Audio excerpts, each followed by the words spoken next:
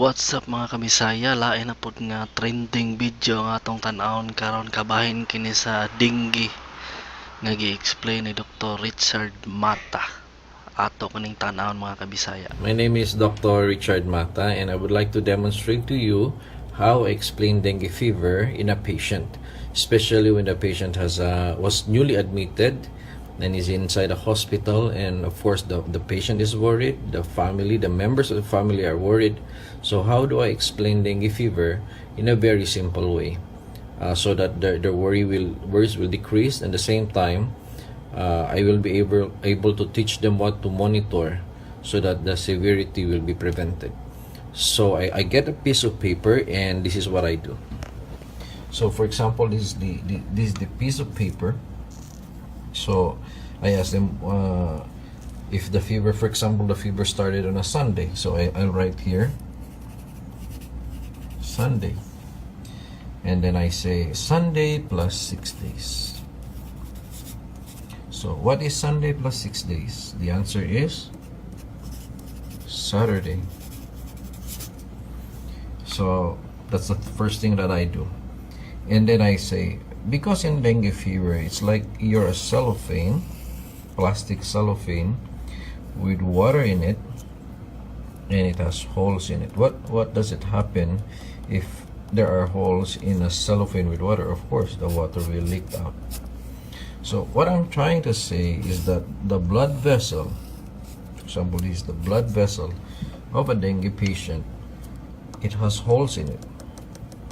That's what we call plasma leakage. The blood vessel has holes in it.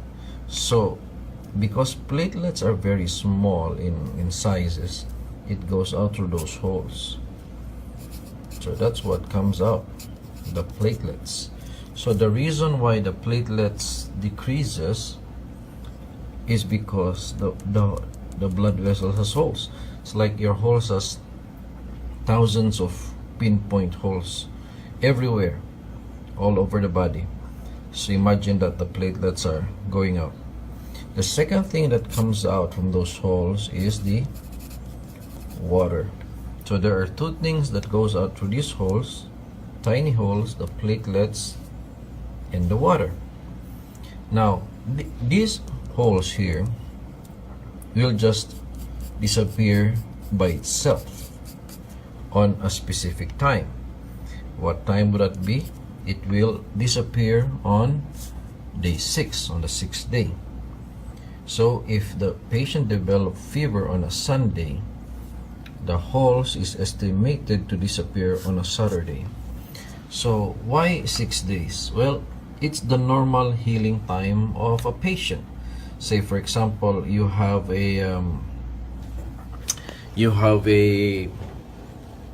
have a wound like here on my face, and then you apply medicine, even the best medicine. You apply, for example, papaya leaves, if that's what you think.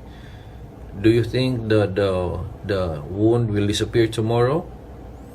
Of course not.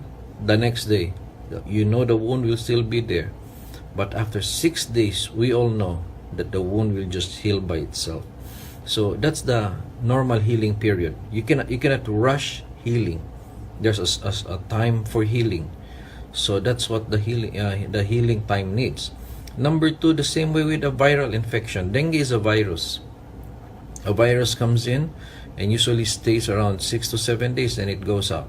So that's 2 reasons. Number 1 is the normal healing period, and at the same time the time limit of a virus that stays in the body. Okay? So going back to the picture, if the Sunday started with a fever for 6 days, then by Saturday the holes will again decrease. That means if the platelet of the patient, for example, is 150, if it's not yet Saturday or the 6th day, naturally it will drop to 90, then the next day will be around 65, for example, then around 45, meaning the platelet really decreases every day until the 6th day, which is the Saturday. Then after the 6th day, it's gonna do a U-turn. It's gradually, it's gonna go up. So for example, 45, again it revises to 50, then goes to 60 gradually. That's the pattern of a platelet in dengue. It only drops for 6 days, then it does a U-turn by the 6th day. Okay, so the problem actually is not the platelets. Why? Because the platelet will just go down and then will do a U-turn on the 6th day. That's the reason why there are many herbals or plants like papaya in our country, tawa-tawa, or many other herbals that they thought is the cure, but it's not really the cure, because it's really natural that the platelet will increase on the 6th day. So because they don't know that, they thought it was the herbals that they were giving that the one that increased, but it's a natural increase actually. The thing here is this: the water. If the platelet decreases every day, which is natural, until day 6, and the water decreases as well, which we call dehydration, because as we know, water goes out from the blood vessels. If the patient develops dehydration, that where is the danger, because dehydration will cause injury to your intestine, which will cause ulcer formation. Now, if you have an ulcer formation, you'll start to bleed from your intestine, like you're gonna vomit blood, or in the stool you have blood. And because the platelet is low, there will be a severe bleeding. But if there was no dehydration, then there will be no ulcer formation. Therefore, even if the platelets are low, there will be no severe bleeding, because there was no formation of ulcer, which was triggered by a dehydration. So the bottom line is that if the patient is not dehydrated, even if the platelet is low, the patient will not go into danger. Other problems of dehydration is, of course, kidney failure and sudden shock because of lack of water. So bottom line, dengue is a dehydration disease. It's like diarrhea. You focus here. Many people focus here and they forgot this one. That's why many people die of dengue fever. Now, you may ask, how will I know if I'm dehydrated or not? Well, the easiest answer is this: urine. If you always urinate at least less than 4 hours with a clear urine, you're gonna survive dengue fever. So meaning, if you are hydrated properly, you will be urinating around 2 hours or even less, 3 hours. But if you're urinating 5 or 6 hours, there's a sign. I'm not saying that you're already dehydrated, but it is proper that should be ahead of it. And the same thing, if the urine's color is clear, transparent yellow, that's a good color. But if it's dark yellow or orange or almost brown, that's already a sign of dehydration. So bottom line, it's not a worry if the platelet decreases, as long as you're always urinating.